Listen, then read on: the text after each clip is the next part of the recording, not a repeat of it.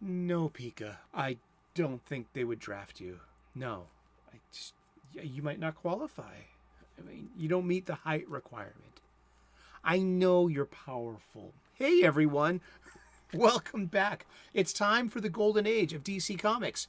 365 days, where I take this beloved hardcover coffee table book given to me about 2 decades ago by one of my best friends. This has been surfing my coffee table ever since, providing me with constant conversations, the kind that we used to have in the comic book shop, the kind I wish to recreate today, right here, right now with you. We are talking comic books every day for the rest of the year. We are using this 365 days book for its intended purpose. We are opening to today's date, which is November the 2nd. Dia de Muertos. What was that yesterday? It was today, All Saints Day. Let's look that up real quick. I feel like I'm in error somehow. All Saints Day. Is that the day after? No, All Saints Day was yesterday, so Dia de Muertos is today. Okay. Dia de Muertos. But it says it begins on November 1st and ends on Wednesday, on November the 2nd. Okay, so yeah, so I'm not that wrong. I'm not that right. I'm not that left either. We're going to get to something like that today in today's content. I mean, we're opening to today's date, November the 2nd. We're going to look at some comic book art, which is going to spur this conversation. This comic book art is from an antediluvian age. That means before the Noah flood, antediluvian. You know, that was a sea change in the world. The world changed. You know, we're going to read the blurb and then we're going to talk about comic books. The golden age of DC Comics runs between 1938 and 1955. The silver age between 1955 and 1970. The bronze age, I'm a bronze age baby myself, between 1970 and 1985. And the copper age begins in 1985. I get these standards and definitions from the latest edition of the Overstreet Comic Book Price Guide. Right in the back, in the handy glossary. It's got some great information here for everyone. While I'm sticking some books under your nose, stop, drop, and giggle if you haven't heard of these two. From a noob to a veteran, these books here are the insider view looking out. We're often the outsider looking in to inside of these comic books. And these two books, Understanding Comics, The Invisible Art, it's a crash course in art history. It shows it informs us of the storytelling potential and value of sequential art. It breaks things down for you and it gives us the history of comics. This is wonderful. This is How to Draw Comics the Marvel Way by Stan Lee and John Buscema. This shows us the inside of a panel looking out, the construction of all this great art, how the stories are put together.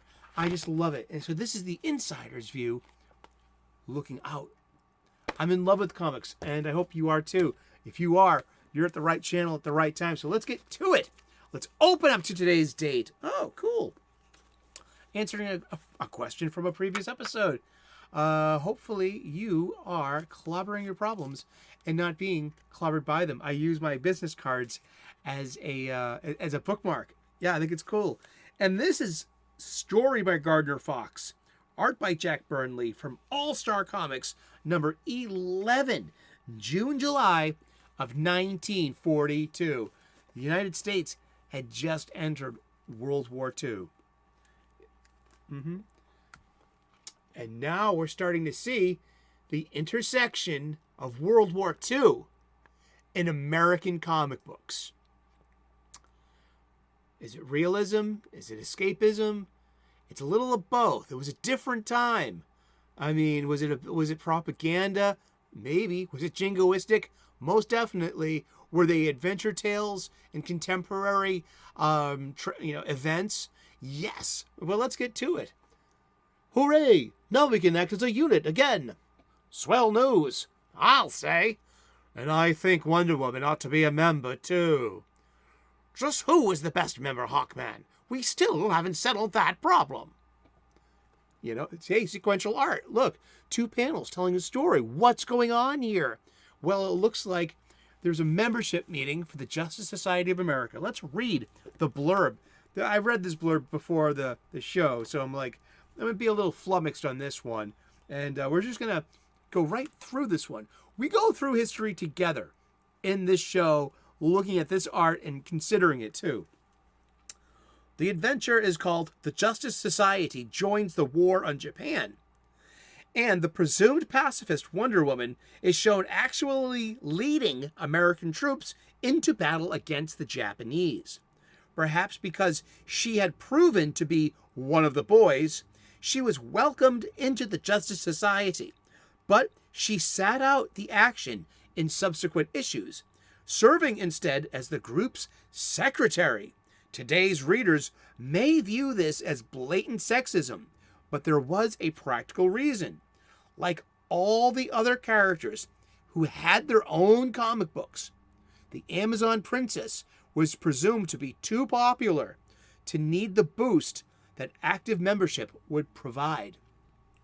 So they're basically saying that, like Batman had Batman in Detective Comics. Superman had Superman in Action Comics. Wonder Woman had Wonder Woman in Sensation Comics. They already had 2 titles apiece. So having them be active members in the Justice Society over in All-Star Comics would be taking away from their own title and their own adventures. So they showed up in an honorary capacity, you know. But still, I mean, we asked this the other day, was Dr. Fate part of the JSA? So the answer is yes. I would say so. And what's okay, so we're talking about a comic book that took place during World War II, where contemporary, it wasn't over yet. You didn't know when it was going to be over. And it was a bit nationalistic and jingoistic, and it was about one side versus another side. All right.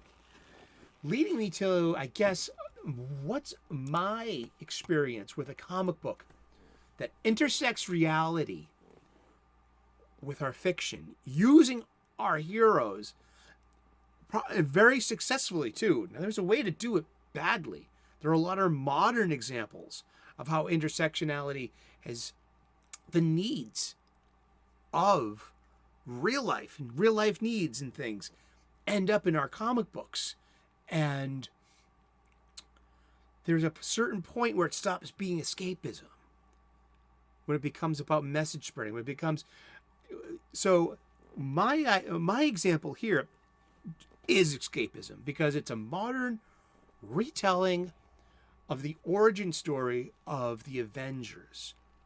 It's called The Ultimate, and it was set in a brand new universe where things were a bit more hardcore and a bit more, violent, and suits are hyper-realized, and it was updated to have this going into the 21st century aesthetic, and changes were allowed because it wasn't on the proper Marvel 616 Earth, their Earth Prime, or their Earth 1 rather, or Earth 0, because we're talking about DC Comics most of the time, and that multiverse, the core Earth with our Batman and our Superman and our Wonder Woman, the most contemporary source of continuity would be called Earth 0. So Marvel's Earth 0 is called Marvel 616. And Marvel Ultimates, it has its own number. I don't care. Let's call it the Ultimate Universe, just for shits and giggles, please. But it was it was the sequel called The Ultimates 2. And it was a 13 comic book with 2 annuals. Yeah, I remember the annuals. It was written by Mark Millar, with art by Brian Hitch. It was, the Ultimates basically laid the groundwork to what we eventually get as Joss Whedon's The Avengers and the Marvel Cinematic Universe. It was pretty much started in the Ultimates, in the Ultimate Universe, and this 21st century hitting the refresh bar on the Marvel Universe. But this book opens a year after the events of Ultimates 1. And now the Ultimates, the Avengers team, it's got Captain America, Hawkeye, Black Widow, Nick Fury, and so on, and Iron Man. And Hulk is in captivity too, but Hulk's involved. These are the Avengers of the movie as well. The Ultimates team is a strike force, and there's a war going on in the Middle East. And I'm going to read this from, you guessed it, the Wiki. And this is the series debuted in December of 2004, and it was completed in May of 2007. It took almost 3 years to tell 15 issues worth of story, but it was that good and that hyper detailed. The art is impeccable.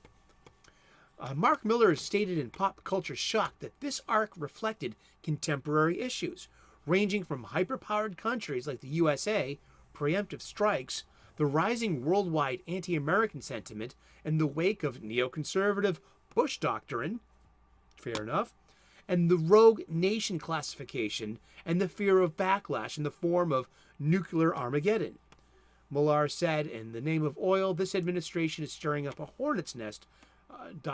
My own belief is that there will be a couple of nuclear attacks in the States. Multinationals will move elsewhere. The American economy will completely collapse and make the 30s look like the 80s, and the Middle East will be occupied by drafted teenagers from your hometown. I hope I'm completely and utterly wrong. So it starts off in the Middle East with a military action and our superpowers easily toppling over these rogue governments. But you see the human element of just of frailty and abuse and about retribution as well. Therefore, Loki puts together a team of superpowers called the Liberators, who then by the end of the story, they have overturned S.H.I.E.L.D. and the United States is now under their boot heel. And then the Ultimates avenge that. And it's a big conflict. Huge story. Just great. And this is where the Marvel Cinematic Universe was invented. But just the whole thing, it wasn't the Red Skull. Red Skull ends up being somebody else.